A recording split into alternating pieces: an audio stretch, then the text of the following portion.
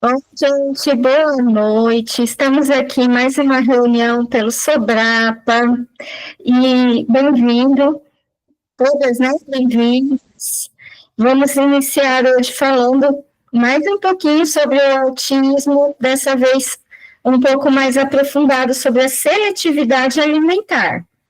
Obrigada ao Sobrapa pela oportunidade dessa conversa.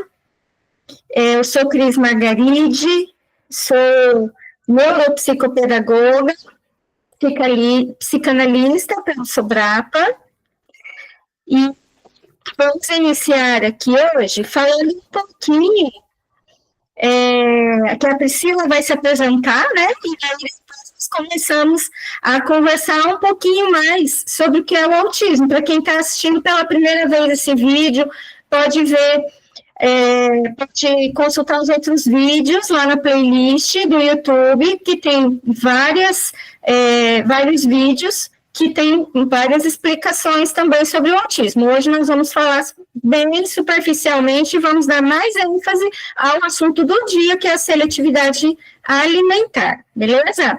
Então, bom, Priscila, pode te falar um pouquinho de você, o que você faz.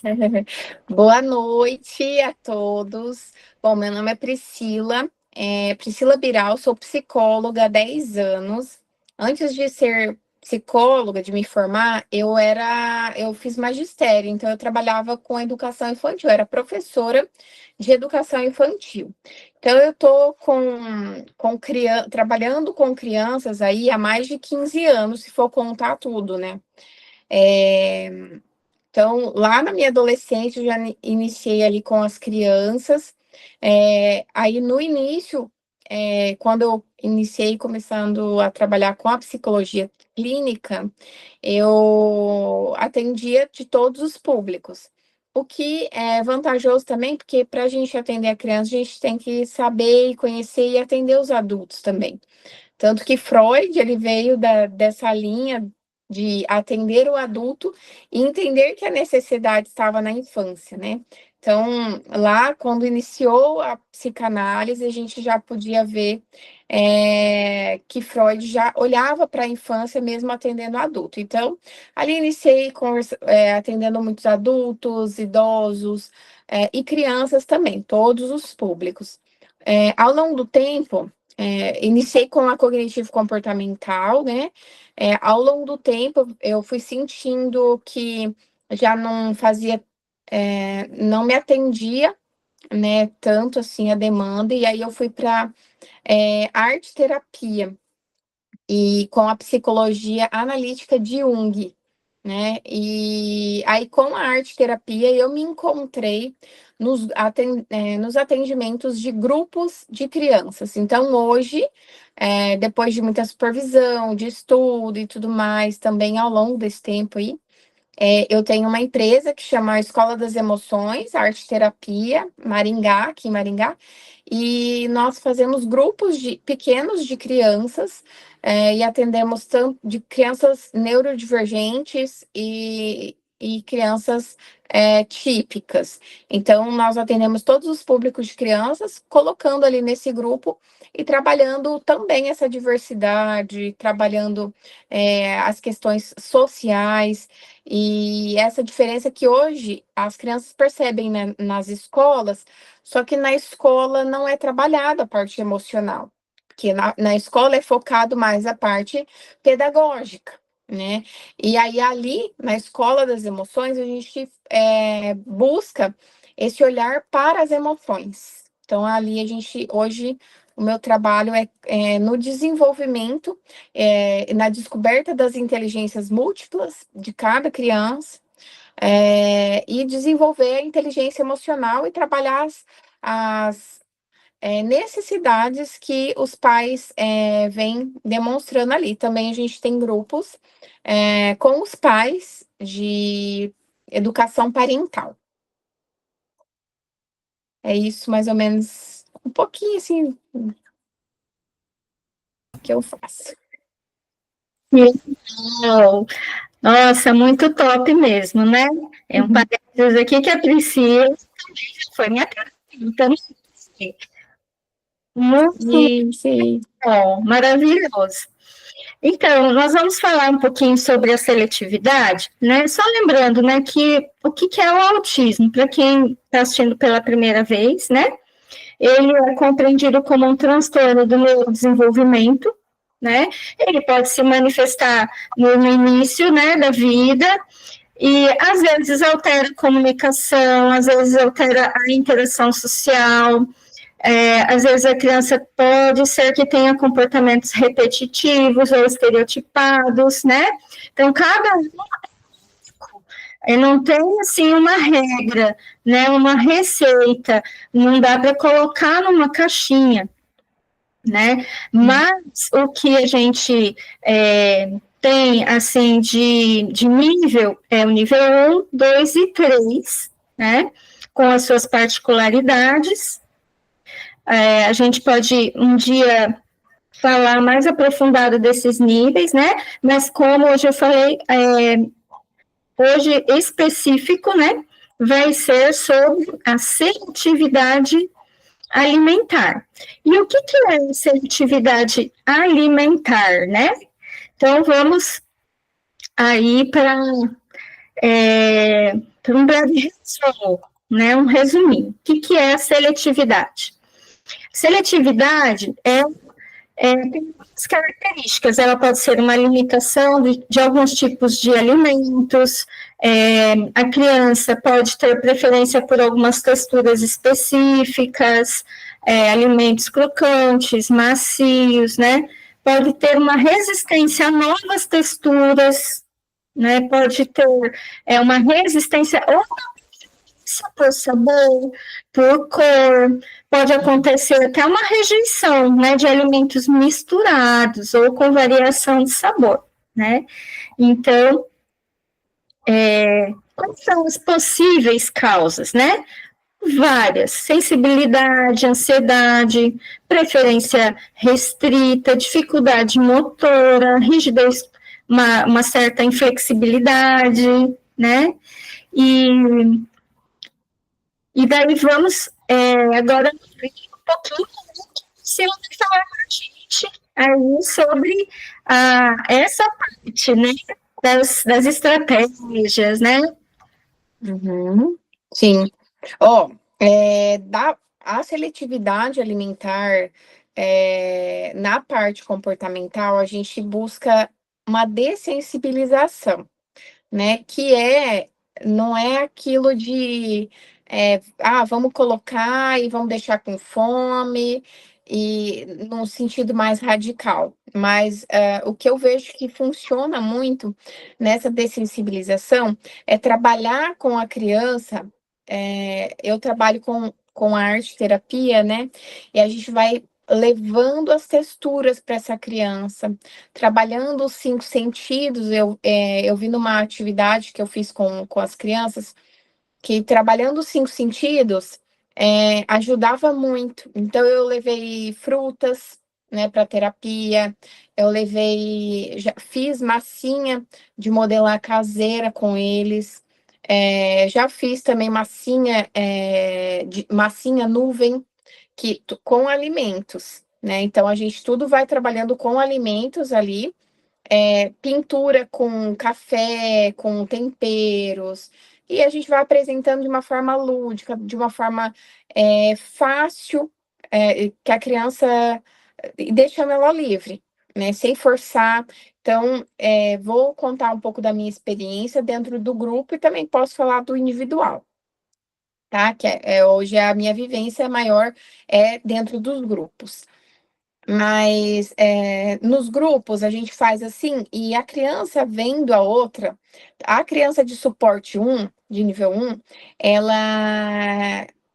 ela arrisca mais. Então, eu tenho alguns pacientes que são autistas nível 1, já diagnosticados, e eles, vendo as outras crianças, eles vão indo, né? Tem os que falam pouco, os que falam mais ou menos, os que só observam. Então, cada um tem o seu jeitinho, igual a Cris falou. Então, a gente busca respeitar e deixar com que essa criança vá pegando aquilo que ela se sente à vontade. Então, a gente leva várias texturas em diversas atividades diferentes, né, para a criança fazer, para ela entrar em contato com aquilo. Porque aí, assim, a criança vai buscando essa dessensibilização interna e também ali dentro do grupo, como ela se sente um pouco mais motivada, porque está todo mundo fazendo, a tendência é eles fazerem também. E acontece muito deles sempre fazerem, e fazerem do jeitinho deles, mas pegando uma coisa, eu só quero um café, eu só quero isso. Então, mas eles fazem. Então, a gente vai trabalhando uma dessensibilização com alimentos mesmo, porque aí, com alimentos, com cheiro, com textura, porque isso vai fazer com que eles, sem forçar, sem dizer, olha, estamos no horário de comer, vamos comer isso agora. Não é assim que a gente fala. Então, as crianças comendo ali, eles foram comendo também, sabe? Primeiro eu pergunto para a mãe, né, enfim, se eu posso oferecer, geralmente são frutas, coisas mais saudáveis, assim, e eles fazem junto com a gente e eu vejo que tem dado certo. E eu oriento os pais a fazerem assim em casa também, sabe?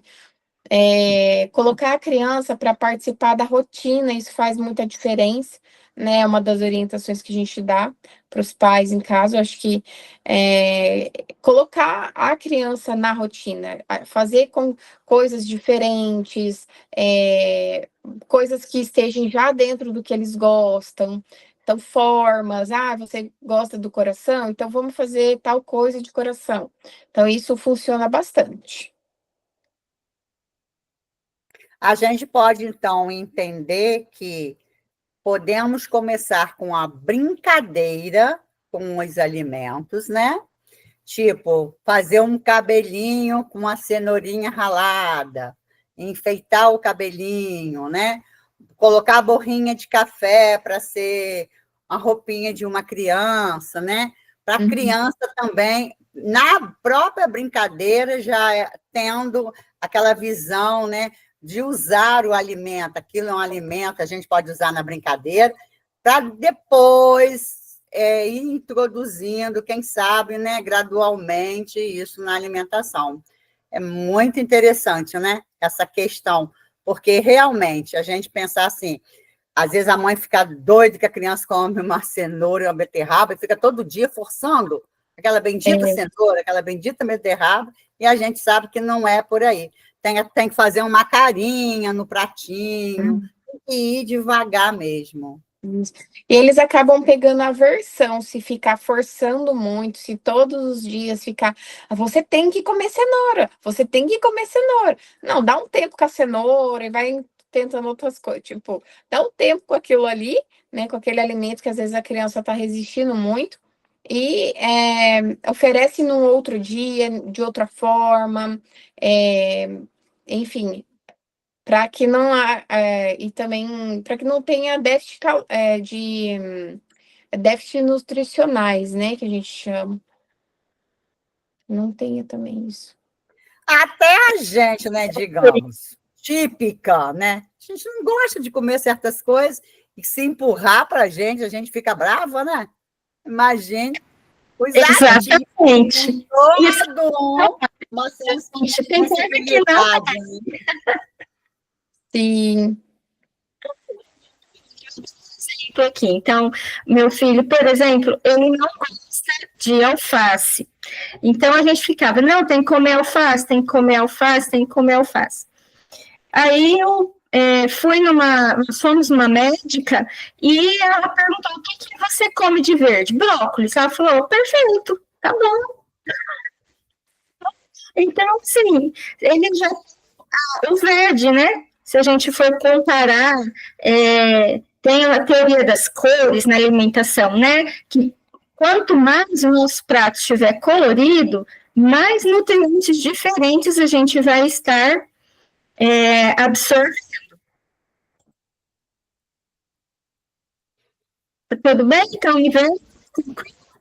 Apareceu aqui uma mensagem aqui da câmera. Então, a gente às vezes fica tão preocupada, né, com outras coisas e acaba não pensando no geral, né? E importante que a Priscila falou é ter essa consciência nutricional também, porque isso é importante, principalmente, né, quando as crianças têm aquela fixação por cor de alimento. Teve numa outra reunião nossa, acho que na última reunião, a gente já deve conhecer, uma profissional que deu o seguinte exemplo: a criança comia só coisas amarelas, e na aula, na escola, eles queriam que a criança comesse pão, porque aquele dia era dia do pão. Porém, a criança não comia pão, né?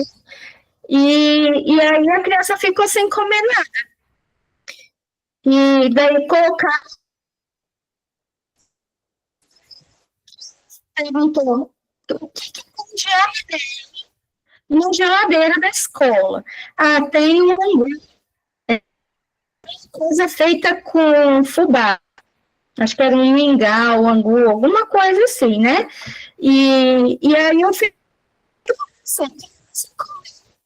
prato cheio, porque estava esfomeada.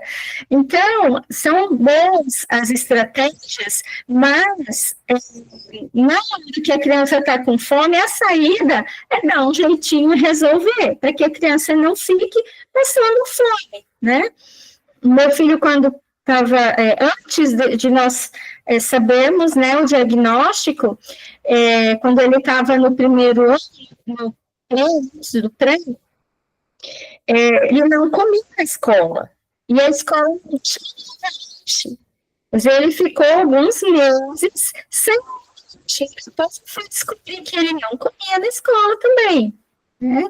Até quando a pedagoga me chamou para conversar e perguntou por que ele come pão e come água, porque ele quer.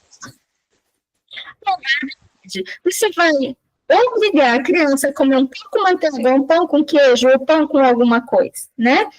E hoje ele come pão com ovo, come o pão com queijo, mas tudo isso foi uma construção, foi um, né, investimento de tempo. Algumas coisas até hoje ele não consegue comer por conta da textura, alguns sabores, né?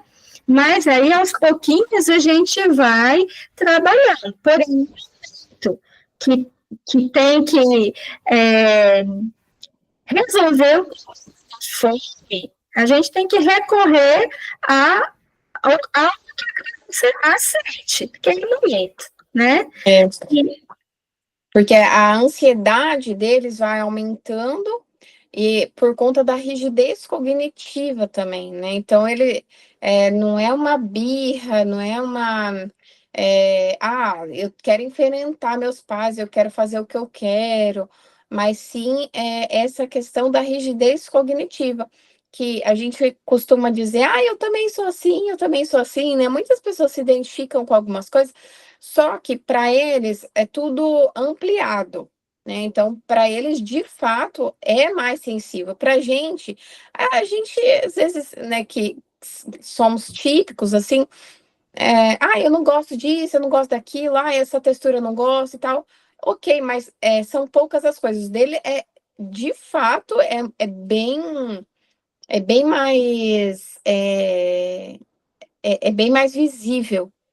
Então, eles ficam mais assim, ficam ansiosos, ficam nervosos, porque eles não conseguem resolver aquilo, porque o cérebro deles é diferente, funciona de uma forma diferente. Eles têm um outro caminho que faz no cérebro deles. Então, para nós, a gente resolve de um jeito. Só não vou comer. Aí, eles já vem a ansiedade, vem a tristeza, a angústia, pode vir crises. E esse é o problema, né? Quando, dependendo do caso, pode vir crises quando não é atendido, né? Aquela demanda. Priscila, deixa eu perguntar uma coisa para você, né? Aproveitando esse gancho. Vocês consideram favoráveis aquele ambiente onde tem aquele reforçador positivo, caso a criança, por exemplo, e às vezes negativo, né? Às vezes fala assim, você só vai ganhar tal coisa se você comer pelo menos um pedacinho de cenoura. E também tem o outro lado, onde a pessoa fala assim, né? Tem a diferença desses dois lados. Você só vai ganhar isso se você comer isso. Eu vou só te levar no passeio se você comer pelo menos um pedacinho de cenoura ou um pedacinho de abóbora.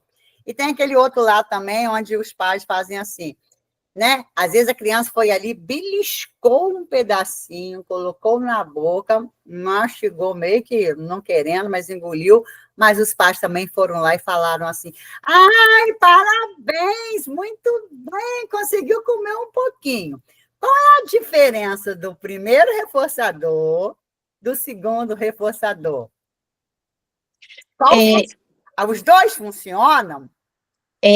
Assim, Edna, ao meu ver, né, como eu trabalho com muitas crianças, eu vejo que tem coisas que funcionam com uma criança e outras que não vai funcionar, né? Então, por isso que eu comecei na cognitivo comportamental e eu vi que não ia funcionar com todas. Eu precisei buscar outra coisa para me ajudar a trabalhar com as crianças.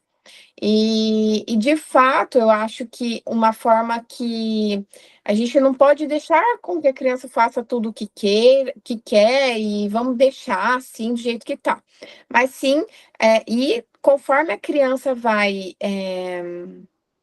a gente tem que ir devagar e sempre trabalhando, sabe? Devagar e sempre. É igual a Cris falou, uma construção.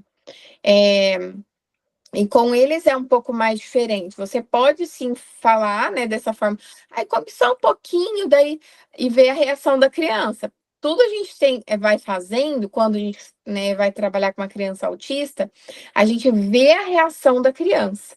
Porque se a gente força muito e entra dentro de uma crise para ela, aí a gente já começa a entender, se eu fizer isso, vai dar crise.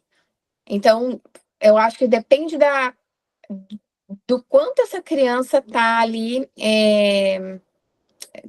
com a rigidez, qual que é o grau da rigidez cognitiva dela, né?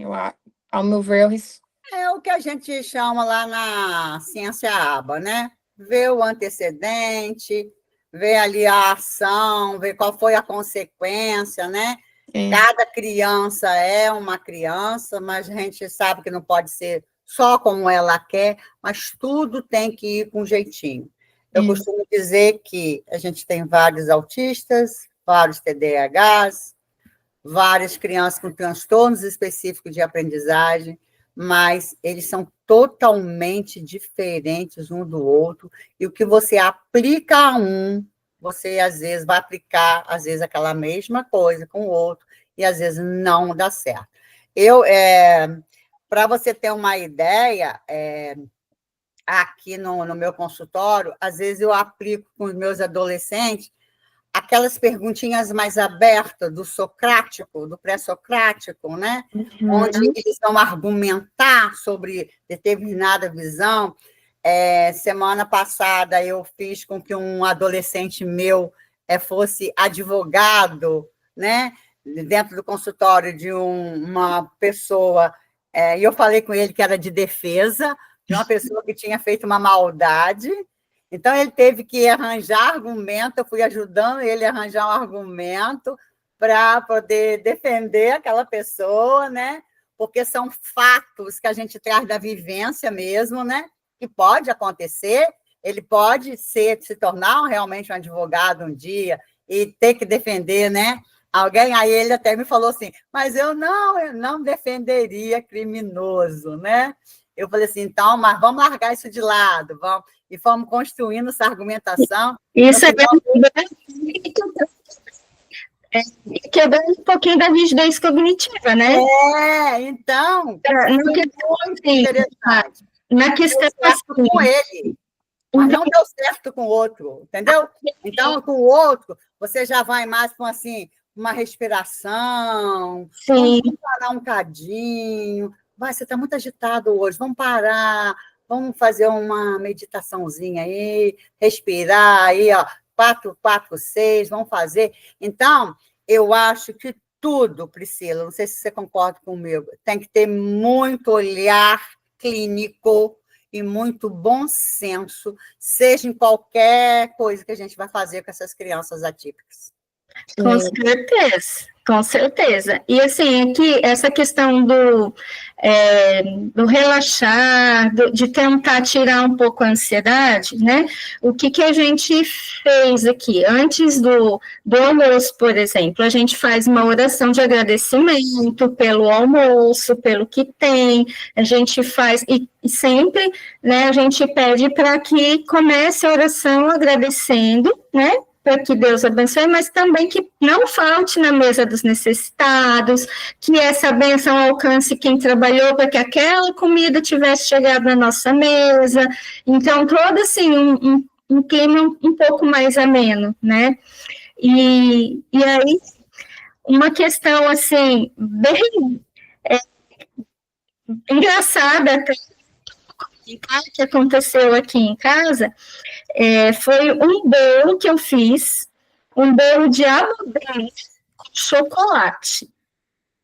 Então, se eu chegasse e apresentasse, olha, esse bolo é de abobrinha com cacau, eu contei que era de abobrinha com chocolate adulto, típico. Não comeu. Ficou na defensiva, né? E aí eu fiz aqui em casa e, assim, todo mundo de bolo de abobrinha com chocolate. Na verdade, é um brownie de abobrinha, aveia, né? E fica muito gostoso, com cacau 100%, com um pouquinho de açúcar demerara. Quem quiser depois pode comentar aí. Receita, por favor. Eu dou a receita. Gente, é maravilhoso. E depois que todo mundo amou, eu comprei. Meu filho não acredita. Então vamos fazer. E aí nós fomos fazer, né? Colocou lá. E resultado. Sempre pede para que eu faça exatamente a receita. E todo mundo come, né? Aí eu fui viajar no final do ano passado, passar o com a minha irmã, e fiz o bolo, né? Natal, não, acho que é Ano Novo. Mas, sim, fiz o bolo. Dos adultos típicos, né? Então, a seletividade, ela não é só uma questão, assim, com relação ao autismo. Tem a seletividade natural das pessoas. Mas o que a gente enfatiza aqui é que tem um pouquinho mais de trabalho, essa conversa, né, que foi falado, esse investimento de tempo, esse investimento, né, de estratégias, né, que a gente acaba tendo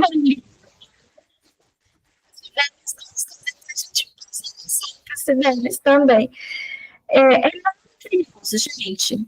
É muito bom mesmo a gente cuidar da alimentação, mostrar, né, mostrar para a criança que ali é um investimento, né, e preparar outras coisas, né, como eu disse, por exemplo, o Miguel, ele não come alface, mas ele come brócolis, ele come espinafre, né? Tem que ter janta todos os dias. Se não tiver janta, ele come lanche, mas assim, não jantei, foi um lanche, eu preciso comer comida.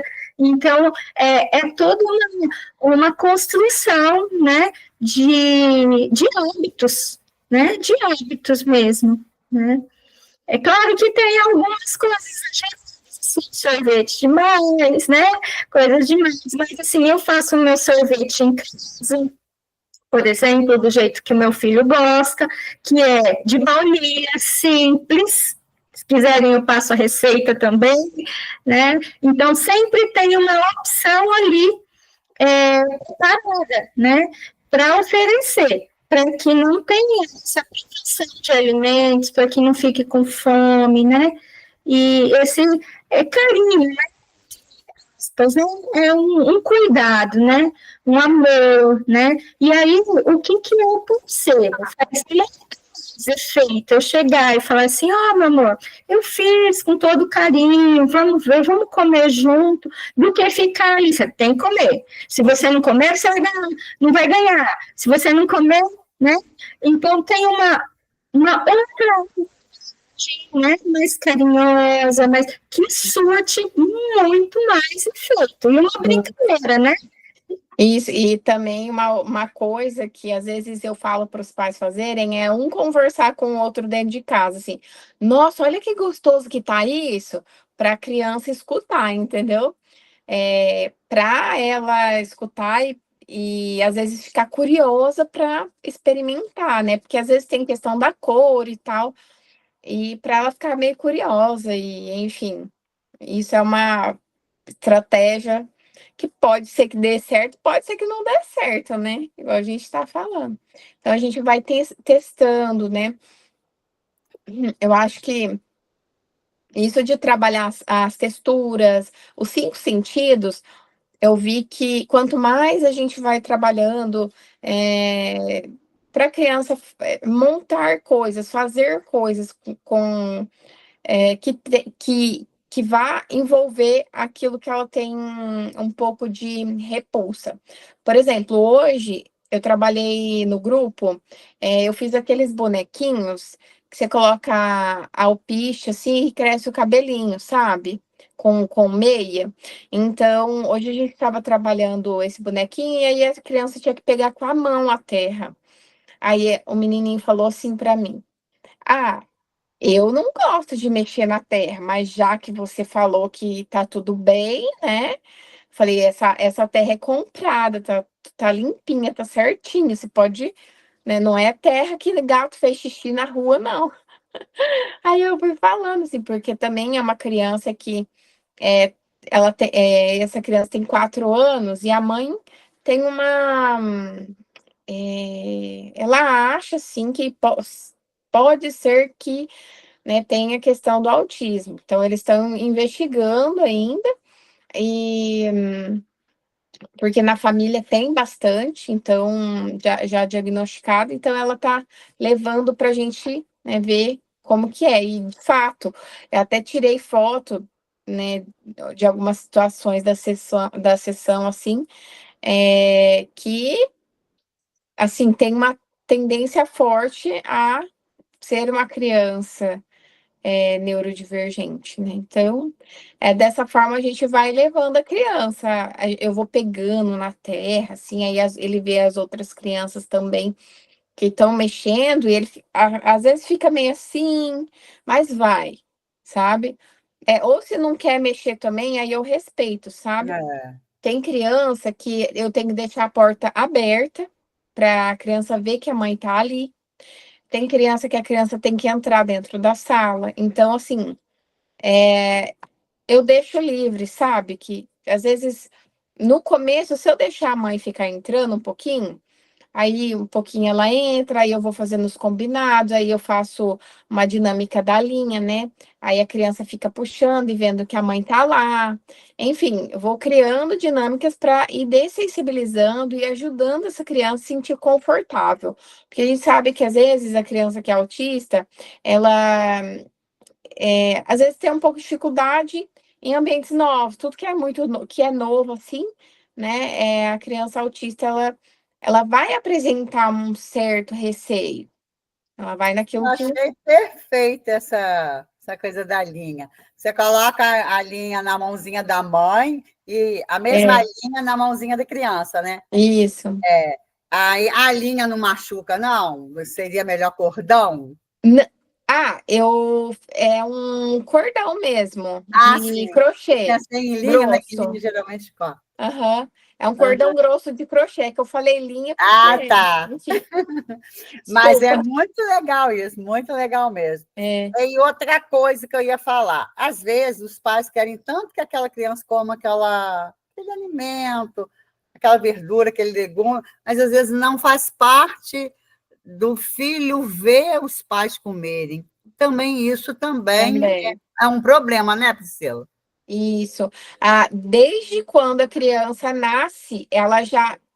O neurônio espelho, ele é muito, assim... Ele tem muito mais na infância do que na idade adulta. Na infância é uma explosão de neurônio espelho. Então, ali, eu tenho uma filha de 2 anos e meio. Eu vejo que exatamente tudo que a gente faz, ela copia, ela reproduz, ela fala o que acontece na escola.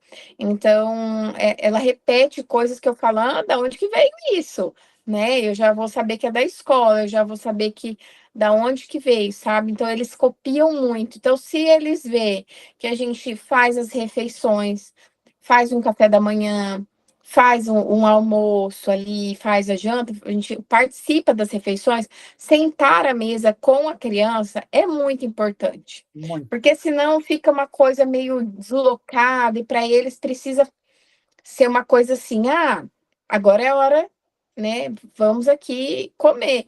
Mas por que que um tá comendo e o outro tá lá e tá uma bagunça? Então, Exatamente. para eles é bem mais do que para as crianças típicas, né? Assim como eu falo sobre tudo. Para crianças típicas também tem esse problema de eu não estou vendo que meu pai não come isso, ó. Meu pai, né? Então, imagina, uma criança que é atípica, ela vai ficar muito mais, às vezes, com esse pensamento martelando na cabeça dela. Por que que meu pai come e eu não, né, não come e eu tenho que comer? Exatamente. Por aí mesmo. E até mesmo na hora de fazer a refeição, né? Pega a cenourinha para a mamãe aí na gaveta da geladeira, né? Fazer com que a criança participe, né? Da hora do fazer também, É, eu acho bem importante. sim. Porque daí já são questões que a gente precisa fazer com a criança desde a infância, desde quando ela, né, desde quando a minha filha tinha ali, começou a fazer o movimento de pinça, eu já dava feijãozinho na mão dela para ela ir colocando nas garrafinhas, assim, já ia trabalhando as cores, porque, enfim, eu vim desse lado de magistério, né? Então, querendo ou não, mas se a gente for pesquisar, falar, eu não sei fazer essas coisas, mas eu pesquisava muito o que, que as pessoas estavam fazendo, porque no YouTube, assim, a gente encontra bastante coisa que a gente pode fazer que às vezes a gente esquece. E a gente vai montando ali e vai apresentando os alimentos para a criança. Eu dava macarrão na mão dela para ela mexer, às vezes macarrão cozido, com cores diferentes. Eu deixava ela comer com a mão. Então, isso a nutricionista não pôde vir hoje, né? Mas quando eu fiz a consulta nutricional para a introdução alimentar da minha filha, a nutricionista fiz o método B misto, né? Então eu deixava ela mexer na comida bastante, mas eu também, né, colocava com a colher na boca dela porque às vezes a criança não come muito bem, né? Aí eu colocava na boca dela, também deixava ela segurar a colherzinha para a questão da coordenação motora, né? Então eu dava uma colher na mão dela e ficava com uma colher para mim. Sempre foi dessa forma. Aí agora que ela quer uma colher só para ela. Mas tem dia que daí que tá mais assim, eu pego e dou para não fazer muita bagunça, né? Mas, enfim, acho que desde quando a criança começa a introdução, a gente já tem que ficar bem atenta, assim, sabe? Sempre, até hoje, a minha filha, de manhã, ela quebra o ovo, né? Então, levar a criança para estar nessa A rotina, praticar.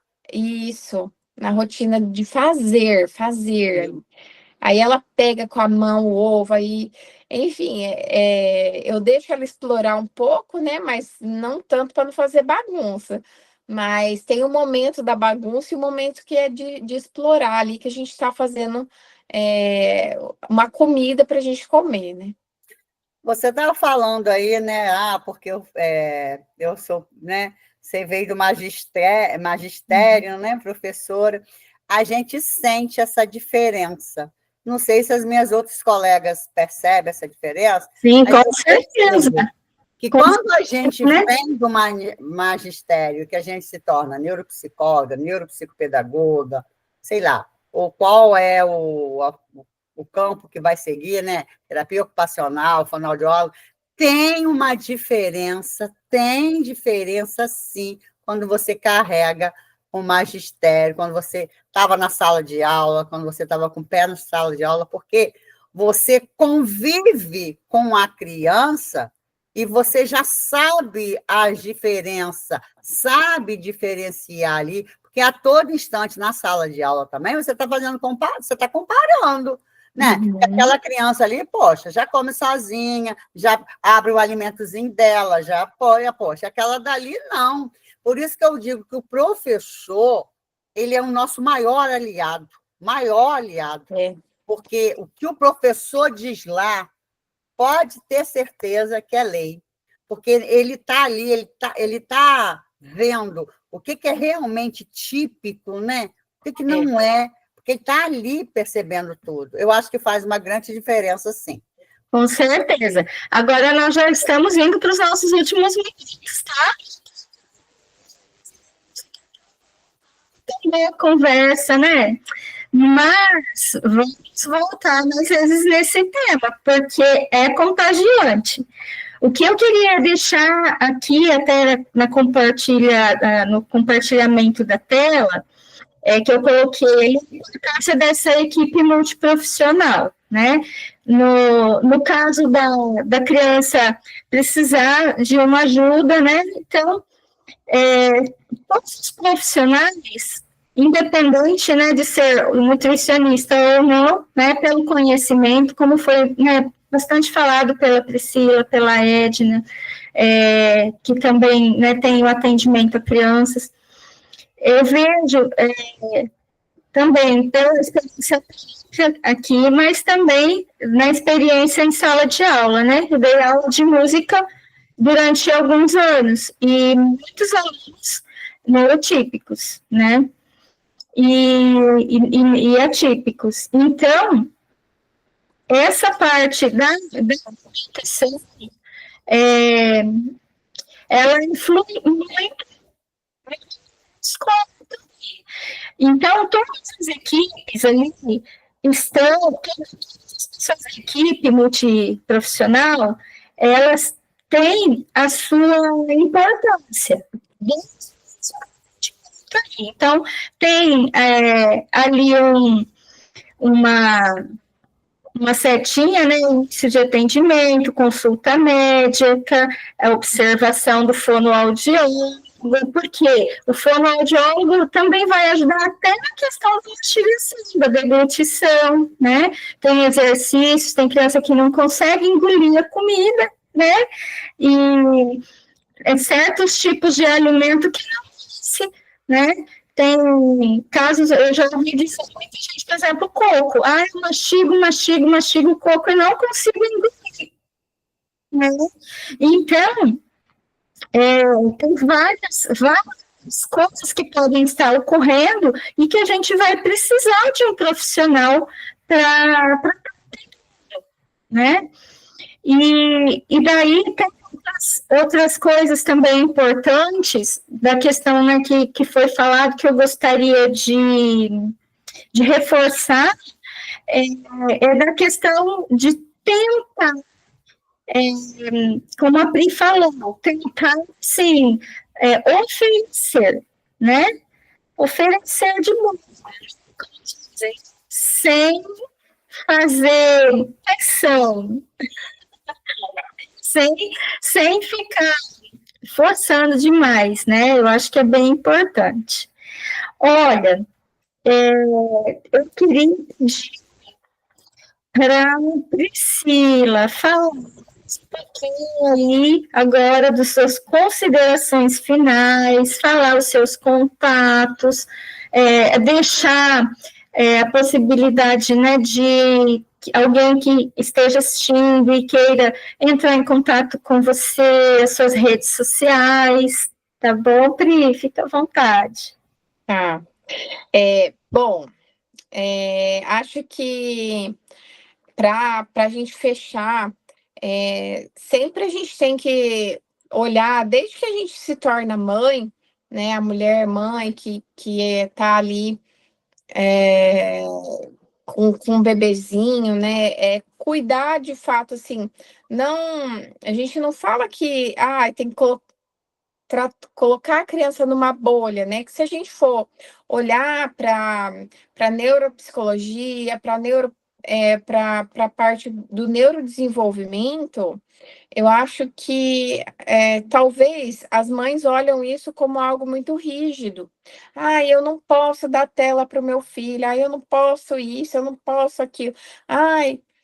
Porque hoje em dia na internet está cheio de mãe perfeita, né? Então, isso às vezes acaba esgotando o emocional dessas mães e elas falam assim: eu vou fazer do meu jeito, mas de que tenham paciência, sabe, amor, com o filho, porque uma hora, se for uma criança que é neurodivergente, uma hora vai aparecer, mas que essa criança, ela, se desde cedo a gente olhar, observar, a gente vai começar a perceber peculiaridades assim que aquela criança tem e que talvez uma outra criança não tenha tanta dificuldade como a dela. Então, eu acho que quando a gente força, quando a gente faz de uma forma aos gritos, né? Não pode gritar, ok, beleza. Às vezes a mãe vai gritar, porque mães de crianças atípicas, às vezes até mães são solo, mães atípicas solo, são super sobrecarregadas. Às vezes elas vão optar por uma tela, às vezes elas vão optar por um grito. E isso, né, eu acolho essas mães e falo: olha, conversa com seu filho, né? Se você fez isso, né? Saiu do, saiu de si, né? Como elas falam, mas conversa com ele, sabe? Não deixa passar isso e, não, eu gritei e é assim mesmo, não. Eu gritei, eu tenho consciência que eu gritei, eu tenho consciência que eu sou adulta, que eu perdi a paciência, eu vou lá e vou falar: filha, olha, me desculpe, eu não estava bem, eu não estou bem, estou cansada, vamos fazer assim? Posso, né? Enfim, vai conversando com a criança, né? Explique também o seu lado de adulto, que nós não somos perfeitos, né? E é isso, né? Acho que a palavra-chave para todas as crianças é amor, respeito, carinho e cuidado e compreensão. E desejo muita paciência, né? Porque não é fácil ser professora, não é fácil ser mãe, e mãe de criança atípica é mais desafiador. Então, a gente sabe, a gente que trabalha com crianças, a gente sabe disso.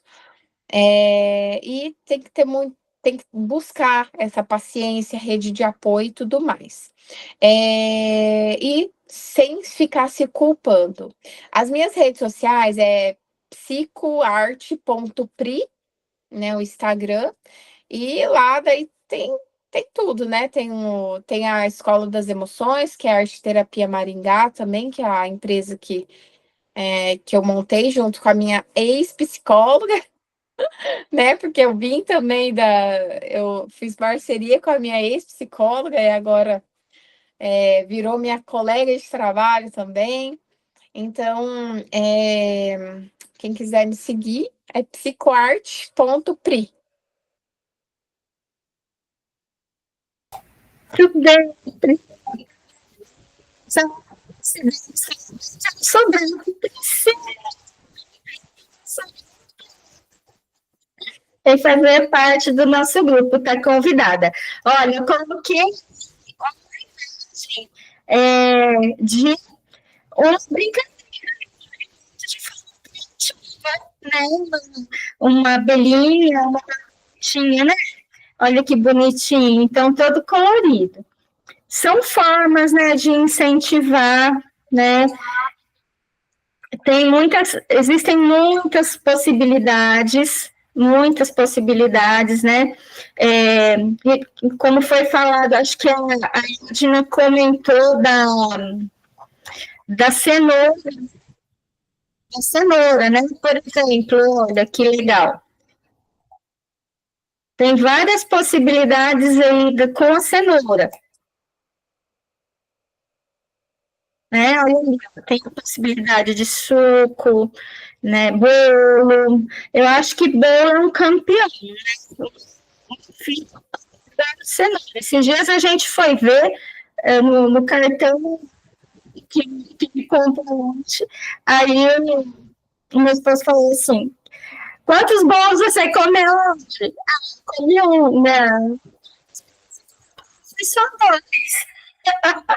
Né? Bolo de cenoura com chocolate, eu acho que é o campeão. E é nutritivo também, né?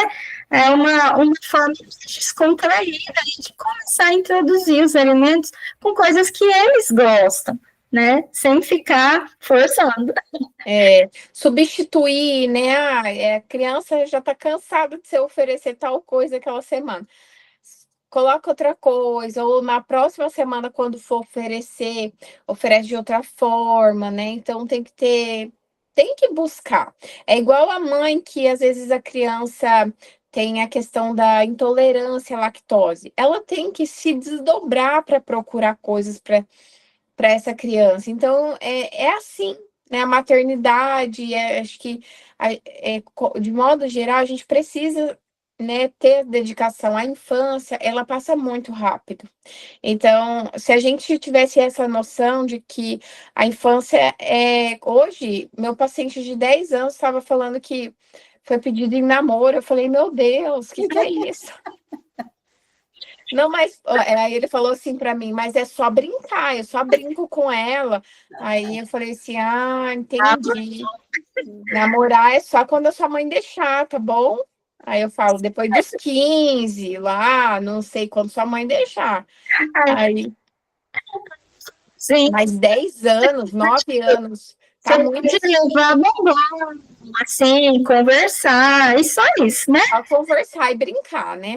Gente, mas eles deixam a gente em casa da saia justa, né? Verdade. Nosso tempo acabou. Aqui ir despedir do pessoal. Muito obrigada. Olha, gratidão. Todas as participações. Tiveram aqui bastante comentário, né? Comentou bastante. Obrigada, Cris. Obrigada, Priscila. Isso serve para todos os pais, né? Que o amor e o respeito com relação a como incentivar a alimentação. Obrigada, Cidelis, pela presença. A nossa... eu entro e acabo dando palpite também. Nem é minha vez, mas eu dou palpite assim mesmo. Adorei, Edna. Não. Você foi muito boa nas suas colocações. Muito obrigada, gente. Obrigada. Boa noite para vocês. Tchau, tchau. Até a próxima. Se alguém quiser conversar um pouquinho, pode conversar, tá? A gente pode continuar conversando, não tem problema, não. Tá bom? Eu sei que a Pri vai ter outras coisas, né? A filha, que ela vai ter que atender, e também tem o meu filho, né? Colocar para dormir. Já tá menina, eu volto a ganhar fôlego para o outro dia. Vou contar para vocês que